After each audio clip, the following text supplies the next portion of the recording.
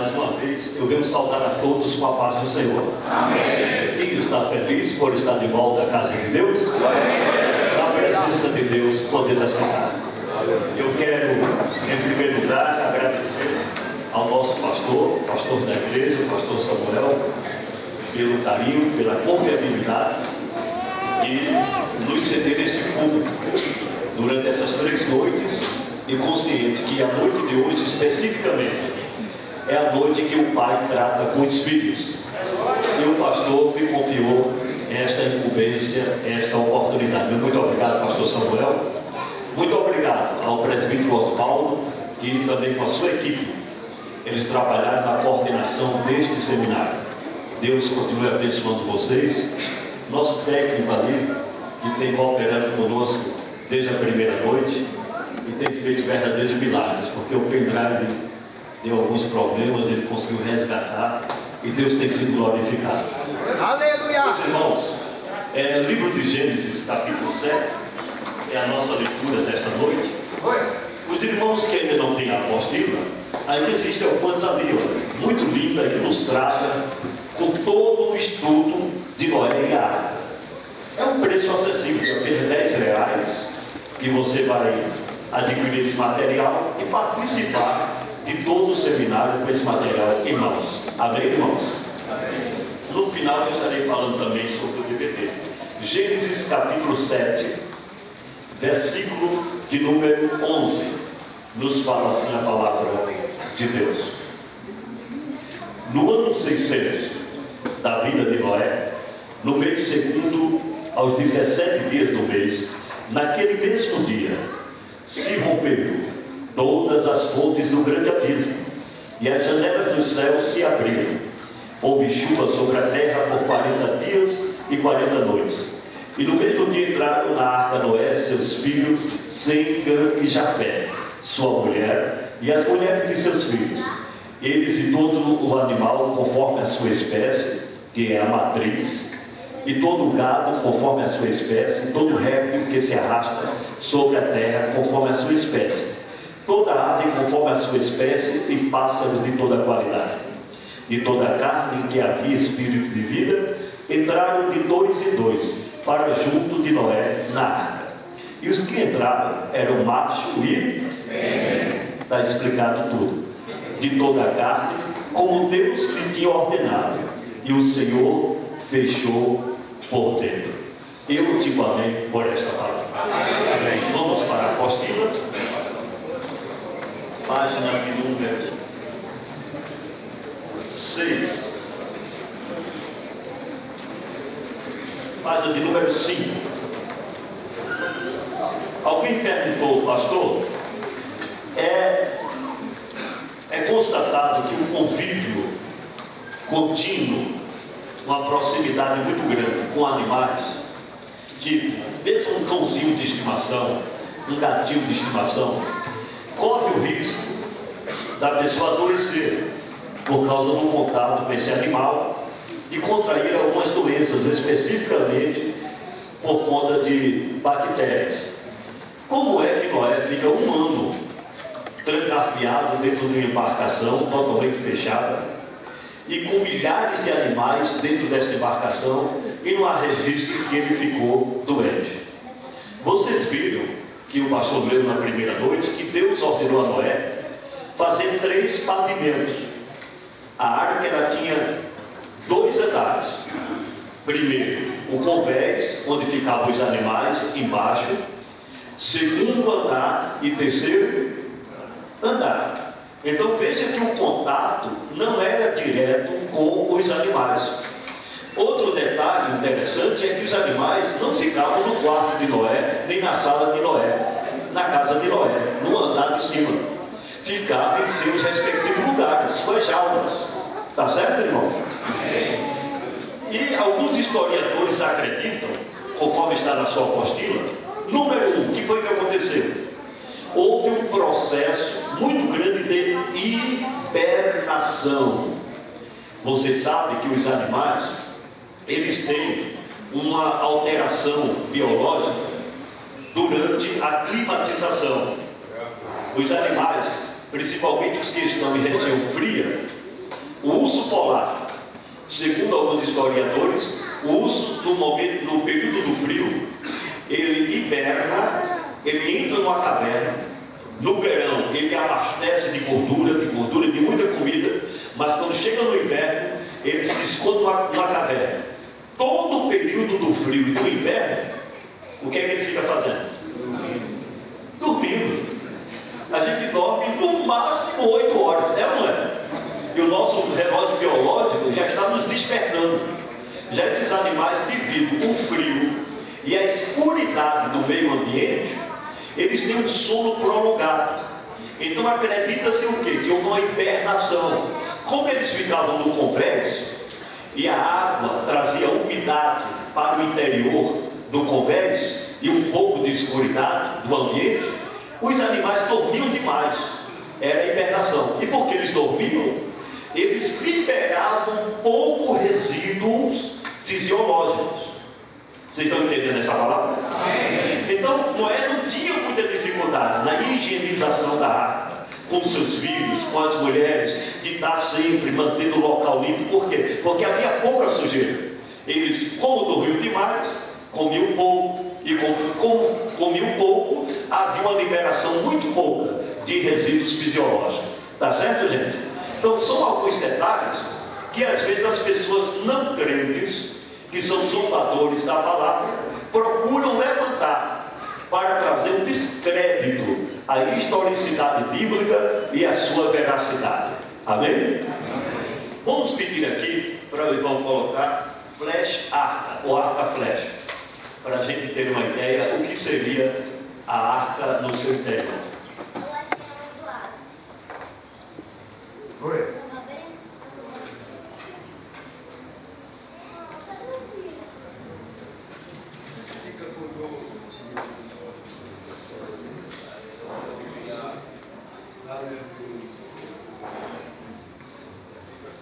Glória a Deus, aleluia. Isso. Aqui está. A arca, ela tinha 133 metros de comprimento. Ela flutuava sobre as águas. Ela podia comportar 125 mil animais dentro dela. Um prédio de 67 andares seria o seu comprimento. E ela suportou o maior tsunami da história da humanidade, que foi o dilúvio. Ela tinha 3 pavimentos, como vocês podem ver. Número 1 é o convés. Tem uma pausa aí, normal. Segundo andar e o terceiro andar. Alguns historiadores acreditam que um andar só era a residência de Noé, sua família, seus filhos, suas noras, e um andar seria somente para, chamado de despensa, para colocar provisão, porque em Gênesis capítulo 6, versículo 21, o Senhor disse a Noé: de tudo que se come, de tudo que é para que se come, alimento, você colocará na arca, para ti, tua casa e também para eles. Quem são eles? Os animais. Como Noé era agricultor, ele entendia de alimentação natural da terra, sim ou não? E como ele gastou cerca de 120 anos neste engenho, nesta embarcação, ele também foi guardando a provisão do alimento. É por isso que um ano dentro da arca não foi tanto para o montante de alimentação que Noé preparou na orientação de Deus para a sua casa e também para os animais. Então, primeiro embaixo, no convés, os animais. Primeiro andar. Não se sabe ao certo, porque a história não determina isso, mas sabe-se que era um andar a despensa e o outro andar a casa de Noé, a residência de Noé. Amém, irmãos? Continue.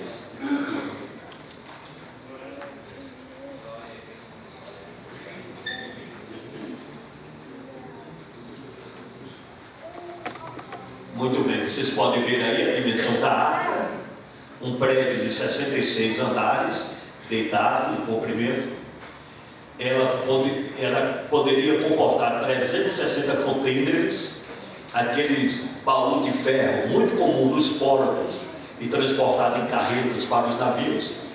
E nesses contêineres poderiam caber 3.640 coças, aquele carrinho compacto da GM. Então, a arca não era uma barca, não era uma jangada. Para aquela época, era uma mega embarcação, era como se fosse um cruzeiro, um transatlântico nos dias atuais. É bem verdade que não tinha motor, não tinha leme, não tinha uma direção, era tudo primitivo. Mas o leme, a força do motor e a direção era o Espírito do Senhor do nosso Deus. Aí está a composição da arca. Vamos voltar para o 8. De onde veio toda a água do dilúvio? Diga assim comigo: de onde veio toda a água do dilúvio? Existem várias teorias a esse respeito.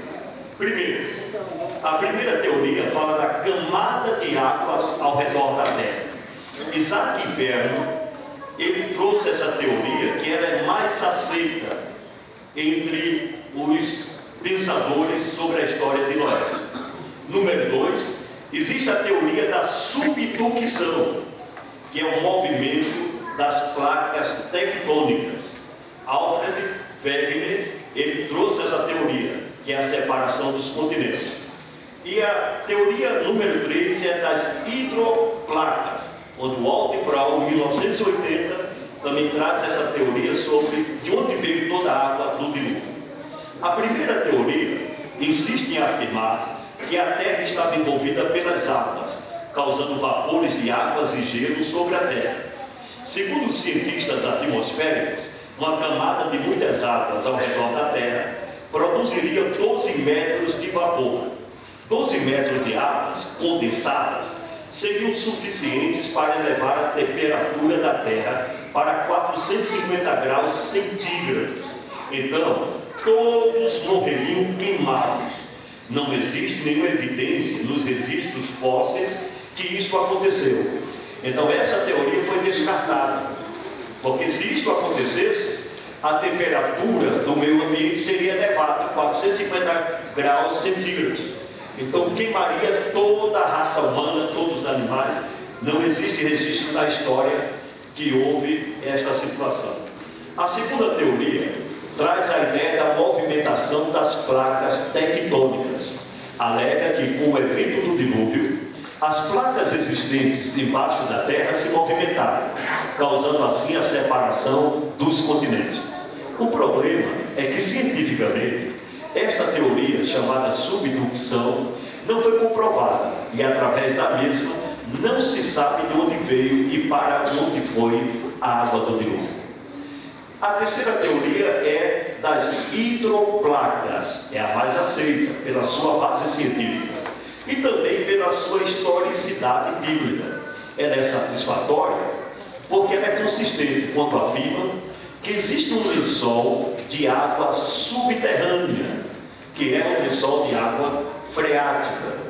Além desse lençol de água freática, que existe debaixo da crosta terrestre, esse lençol freático, ele é acessível ao maquinário humano. É mais ou menos 10, 11, no máximo 12 metros de profundidade. Qualquer maquinário humano pode perfurar, colocar uma bomba de subdução e puxar a água dos lençóis freáticos. Tá certo, gente? Embaixo desses lençóis freáticos existe mais uma camada de rocha impermeável. Aí é que está o poder do nosso Deus. Que não existe broca, não existe ferramenta humana, não existe tecnologia que possa furar essas rochas impermeáveis. Porque embaixo dessas rochas impermeáveis existe um gigantesco, universal tanque de água. É aquela camada de água de Gênesis 1 que o Senhor Deus colocou debaixo da terra. E por que existe isso debaixo da terra? Sabiamente o Senhor pensou nisso, para esfriar o planeta Terra, a sua crosta terrestre, para ela não explodir e assim acabar com todo o planeta Terra. Vocês estão entendendo essa palavra? Então, a água que nós temos acesso chama-se lençóis freáticos, muito bem. E aí está essa terceira teoria, que ela é mais aceita. É a teoria da deriva continental. Vamos colocar aqui um vídeo. Você dê um toque aí, meu amado. Vamos colocar aqui no PowerPoint a afirmação de um cientista. Ele chama-se Dr. Rui Miranda. Ele é da área da hidrologia, a ciência que estuda a água e seus variados aspectos. Então, o Dr. Rui Miranda, ele não é religioso. Ele não se apresentou como espírita, como evangélico, como católico. Ele não se apresentou religioso. Ele traz a sua teoria, que eu gostaria que todos que tivessem acesso a esta apresentação viessem a ler, para facilitar o meu raciocínio, porque eu não tenho alcance aqui. Meu óculos são 3 graus, mas eu estou com uma certa dificuldade. Vamos lá, todos juntos? 1, 2, 3. O dilúvio bíblico e as evidências científicas. Vamos ler o texto. Existe um desacordo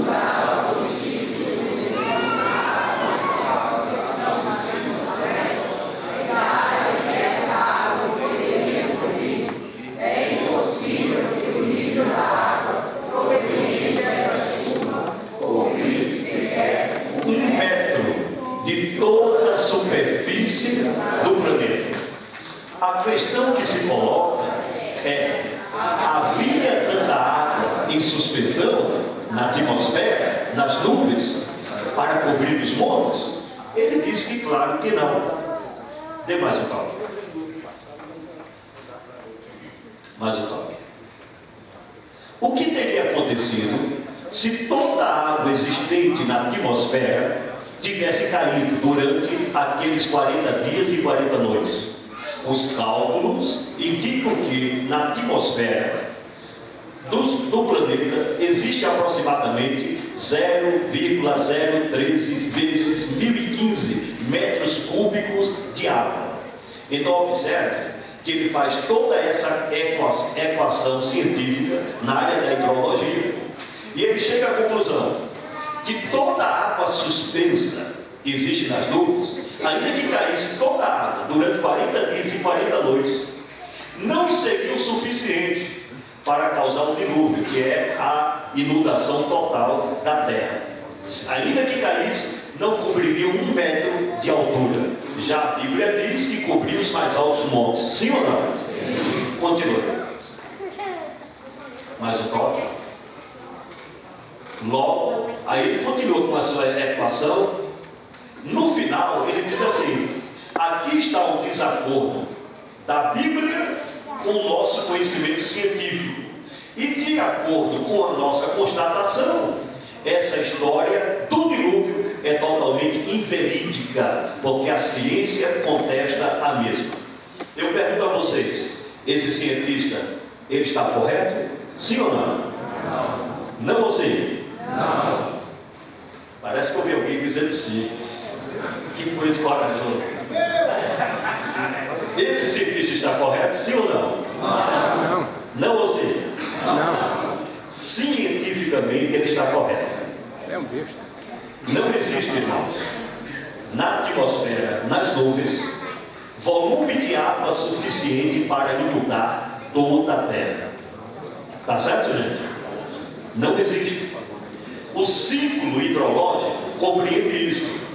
O ciclo hidrológico. Evaporação, diga evaporação, condensação e precipitação.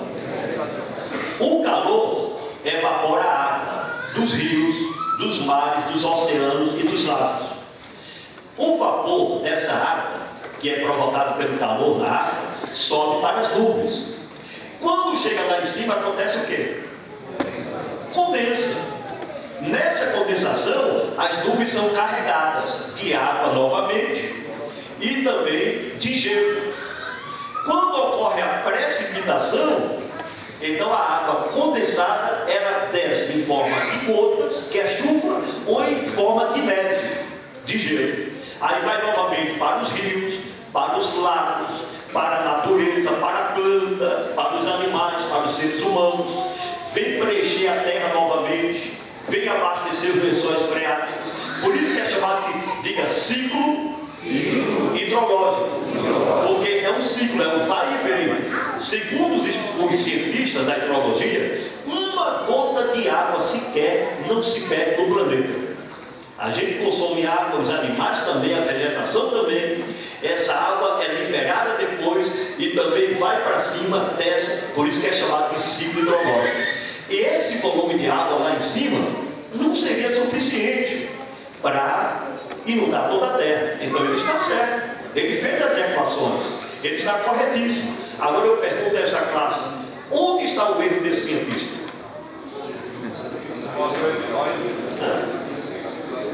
Ora, estou atento. Lembra que ele falou desde o princípio: e choveu 40 dias e caiu água do céu sobre a terra. Ele só fala de água de cima, só fala da chuva, só fala da precipitação. E não foi somente a água da chuva do céu que inundou a terra. Onde é que está escrito? Gênesis capítulo 7 e versículo. Quem pode ler audivelmente para toda a classe ouvir? E romperam-se. No ano 600 da vida de Noé, no mês segundo, aos 17 dias do mês, naquele mesmo dia se romperam todas as fontes do grande abismo e as janelas dos céus se abriram. Você pode dar glória a Deus por isso? Veja que primeiramente Jeová fez as placas tectônicas se moverem. Quando se moveram, a água que estava lá embaixo, lembra da rocha impermeável, sim ou não? Que segura as águas que estão lá embaixo. Essas águas, elas se movimentaram, rompe as rochas impermeáveis, se junta com o lençol freático, rompe a placa da terra chamada crosta terrestre e levanta-se sobre a terra. Como adicional de gorjeta, Jeová manda a água que está lá em cima. Então é água que sobe e água que desce. É igual a adoração da igreja: é glória que sobe e glória que desce. E glória, ela desce glória e a casa cheia da glória.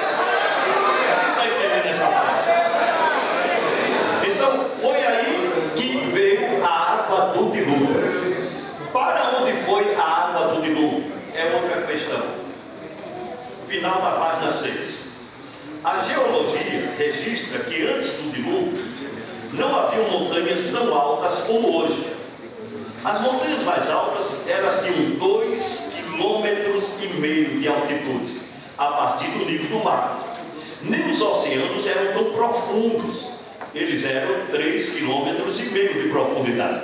Assim que se formaram os continentes, durante o período do dilúvio, que antes eram chamados de Pangeia. É bom lembrar, irmãos, que no início de tudo, a terra era plana, a terra era uniforme. Quando houve o dilúvio, aí aconteceu todo o desequilíbrio ambiental. Vamos pedir para o nosso irmão colocar a Pangeia. Olha o que aconteceu.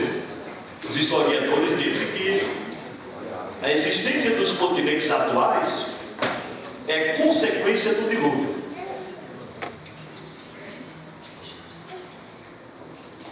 Antigamente a Terra, o planeta Terra, era um supercontinente, ou um só continente, não havia divisões.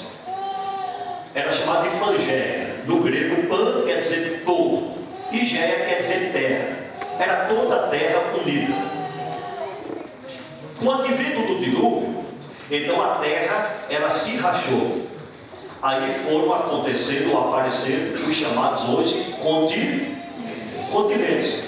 Se você pegar o mapa mundi hoje e você fazer dele um quebra-cabeça, você vai juntar peça por peça e vai ver que vai casar, vai engrenar certinho um no outro. Vocês vão ver que a América do Sul, olha ali, era vizinho do continente africano. Era só passar para o outro lado, estava na África. Quando aconteceu, aí ocorreu isso aí, olha, a separação dos continentes. E a cada dia que se passa, gradativamente os continentes vão se afastando cada vez mais um do outro. Mas antes do dilúvio era a Pangeia, um supercontinente, era toda a Terra. Amém, irmãos? Amém. As montanhas. Como surgiram as montanhas? O dilúvio também trouxe a questão, a Terra deixou de ser uniforme, deixou de ser plana. Veio aparecer as montanhas e as grandes montanhas que existem hoje, por causa do desequilíbrio ambiental. Passa a sua página de número 7, lições espirituais.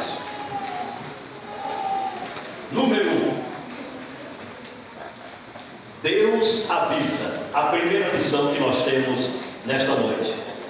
Olha ali como surgiram as montanhas, o movimento das placas tectônicas levaram ao surgimento desse desequilíbrio ambiental e surgir as montanhas. Aí estão as placas tectônicas, movimentos, ajuntamento da terra e no choque levanta as montanhas. Eu queria, se o irmão pudesse colocar o tsunami de 2004, bem pequenininho ele, poucos minutos, para vocês verem a dimensão do que é um tsunami e o que foi o dilúvio nos dias de Noé. Existe uma divergência sobre o dilúvio. Alguns acham que ele foi local, só na Mesopotâmia. Nós acreditamos que ele foi global, universal. Como nós podemos confirmar esta realidade?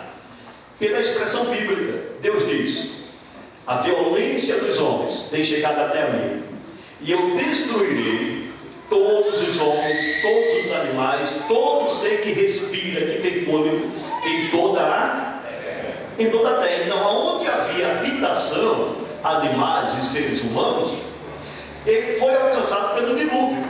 Então veja que o dilúvio ele não foi local, só na Mesopotâmia, onde Noé habitava, mas ele foi onde havia todos os seres humanos e os animais.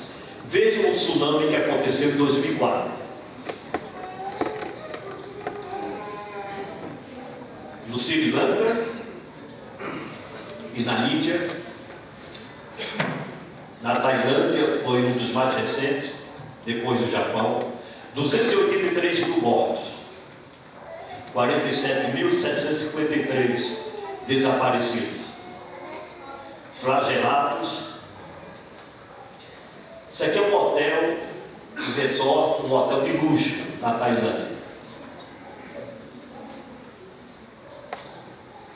Veja a fúria das águas, o que deixou nesse hotel, em toda essa região, acabou com toda essa região. Foi muito triste.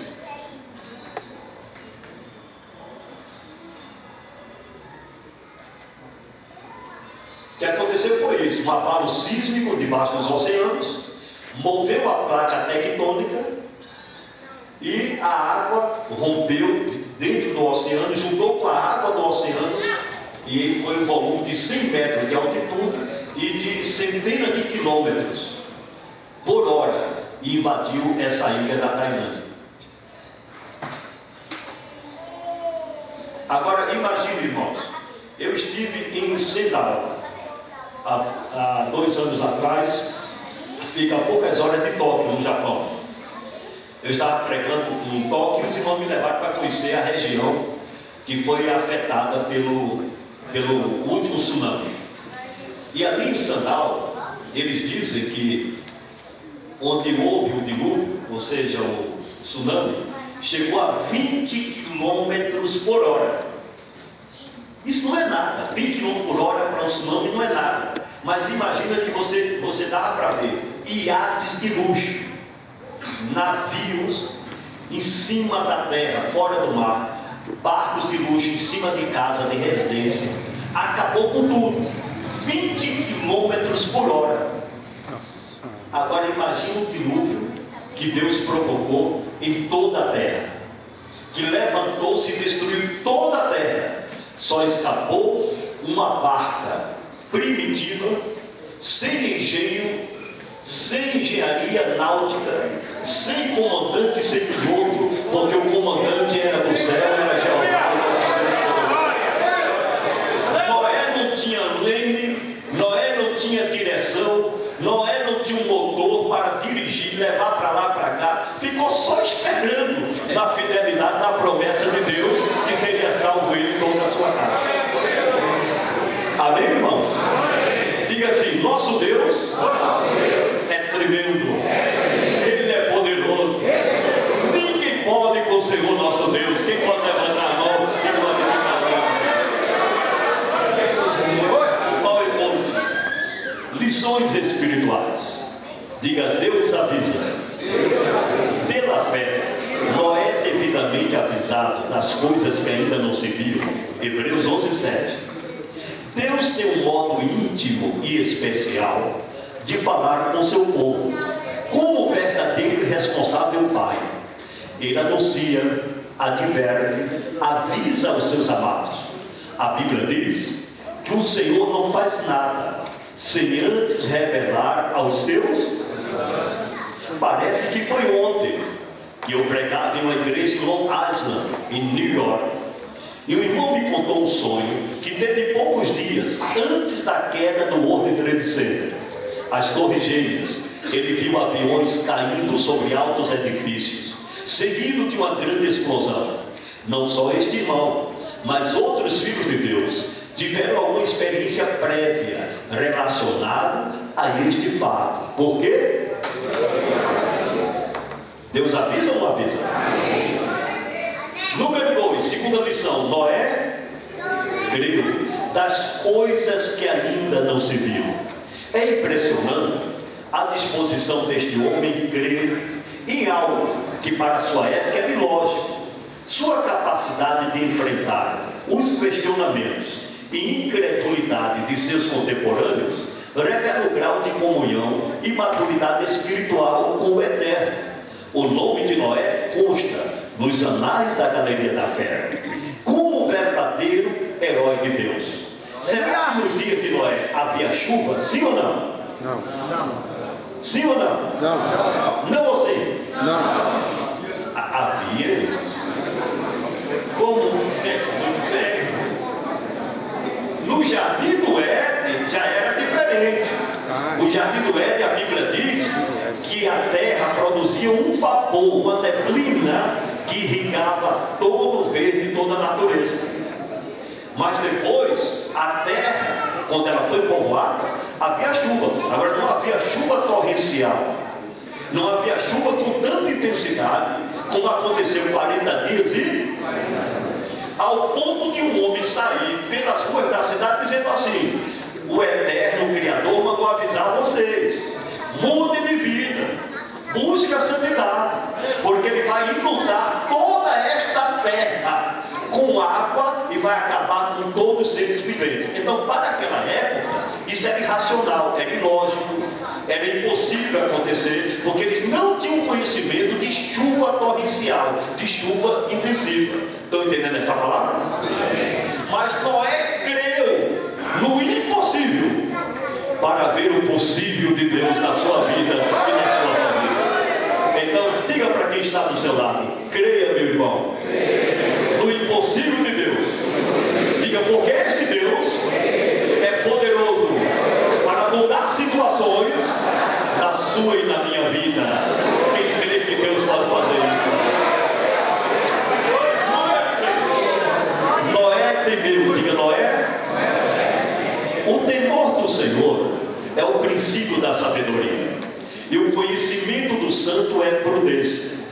A obediência de Noé retrata uma esplêndida manifestação de fé, harmonia e submissão ao seu Criador. A fé sem obediência tem muita gente enganado com a cor da chita. Amém, irmão? Tem muita gente querendo fazer cair fogo do céu, fazer milagres, ser santo, mas não tem um pingo de obediência. Meu Deus. Pregar bonito e bem não é tudo. Ensinar bem não é tudo. Cantar bonito não é tudo. O princípio da espiritualidade é temer ao Senhor, é obedecer a palavra de Deus. Quem concorda com essa palavra? E Noé temeu ao Senhor. Número 4. Ele achou graça. Noé, porém, achou graça aos olhos do... Se você tivesse sido Noé, você teria achado graça diante de Deus? Isto significa que Deus se agradava dele. Noé o fez e nós também podemos fazer? Como? Noé era justo e íntegro em seus contemporâneos. Noé andava com Deus. Glória a Deus. Ele achou, por isso que Deus se agradou de Noé, achou graça. Número 5. Noé se torna juiz, pregoeiro da justiça, pelo qual condenou o mundo. Hebreus 11:7. Sua vida de fé e obediência e comunhão com Deus fez uma grande diferença no meio dos seus contemporâneos, chegando a ser uma autoridade máxima entre Deus e o povo de sua época. Deus disse: "Terei visto o justo diante de mim nesta geração." A Bíblia também fala: "Outra vez vereis a diferença entre o justo e o... Também seremos juízes desta terra." As condições morais dos seus dias, Noé havia deteriorado ao ponto em que Deus determinou inundar o mundo inteiro.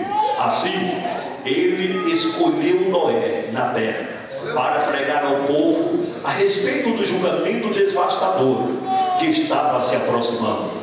O Novo Testamento elogia Noé como modelo de fé e justiça.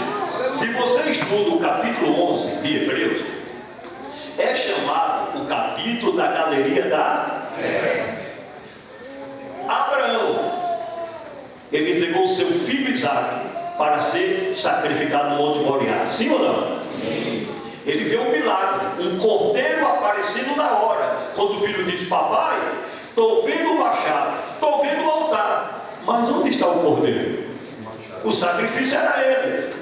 Mas por causa da fé de Abraão, houve um milagre. O cordeiro apareceu na hora e foi colocado no altar, no lugar de Isaac.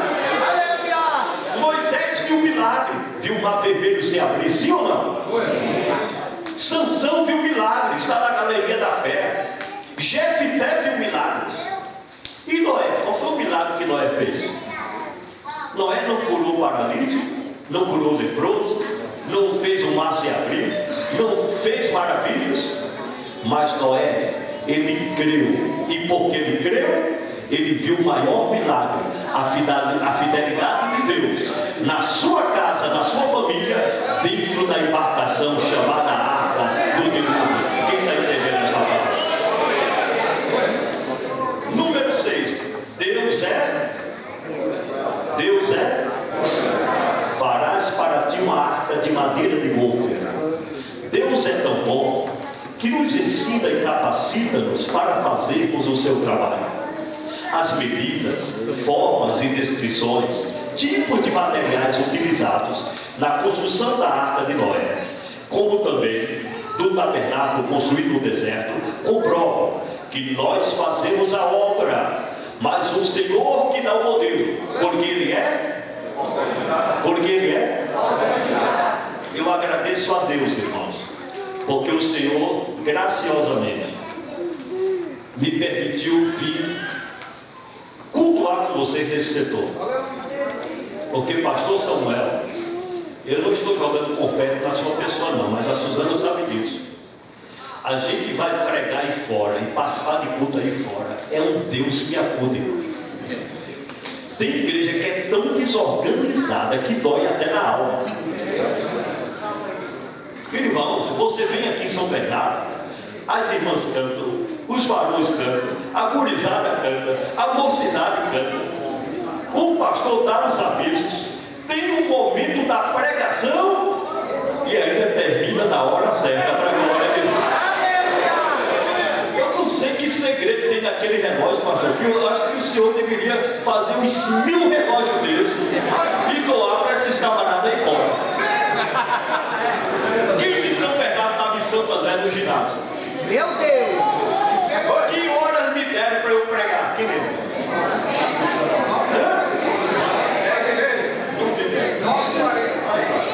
15 para as 10 da noite. Nem Deus quer uma coisa dessa, minha filha. É como uma travestida, pai. Ainda vem dizer, não, que o relógio não é crente. O relógio não quer saber disso, não, mano. Você que está parecendo um incrédulo desorganizado. Vocês concordam comigo, mano? As coisas de Deus têm que ser bonitinha, arrumadinha. Jesus é glorificado. Pode ser uma casinha simples, não tem uma mobília bonita, mas é bem arrumadinho, bem limpinho, tudo devido lugar. Até nas coisas mínimas, se for organizado, Jesus se agrada e ele é glorificado. Concorda comigo, mano? Aí você vai pregar. Se você não prega, ele diz assim: pastor ficou chateado, nem quer pregar. Se você prega, aí tem gente que diz assim: que homem sem sabedoria. Uma hora dessa ainda quer pregar. É verdade ou não é? Diga, Deus é organizado. A obra de Deus é organizada. Quem concorda com essa palavra? Para finalizar, nesta noite, madeira do golfe. Porque, pastor Samuel, tem dirigente. Eu sei que São Bernardo não tem. Eu já entrei em várias congregações. Teve uma semana que eu fui numa terça, numa quinta, noutra congregação, e no sábado, outra congregação. Graças a Deus, o modelo da sede está passado para as congregações. Mas tem lugar, irmãos, que tem uns abençoados, que ele faz o culto sozinho. Ele inicia com a oração, ele lê a palavra, ele dá a oportunidade. Se o coral canta, ele quer fazer uma pregação do louvor do coral. Se um dá um testemunho, ele quer pregar em cima do testemunho. Meu Deus. Quando termina o culto, ele ainda passa 40 minutos fazendo aviso. Quando vai apresentar alguém, ele tem que contar a história daquela pessoa, porque eu conhecia há 30 anos atrás, e era assim, e era assim, e brinca com um, e brinca com o outro, e a hora passando. E depois diz que o relógio não é crente e o tempo não dá para nada. Tem uns abençoados, irmão, se pudesse, ele dormia com um microfone pendurado assim no pescoço. Eu nunca vi gostar de microfone. Está ouvindo? Graças a Deus, São Bernardo não tem. Meu irmão, se eu dirijo o culto, eu tenho que falar menos. É verdade ou não é? Porque senão daqui a 6 meses a congregação não suporta mais a minha voz. Tem que deixar a congregação com sabor de mel na boca. Eu quero mais no próximo culto. Quem concorda com essa palavra? Então, a madeira de golfe. Segundo alguns historiadores, o golfe seria um cipreste, uma madeira resinosa, ótima para flutuar na água. Isto quer dizer que esta madeira nem era pesada e nem leve. Deus, como fonte e inspiração de toda a sabedoria, indica o uso do golfe para a construção da arca. Vocês vão ter a apostila em casa, vocês vão passar isso aqui. Diga, a madeira do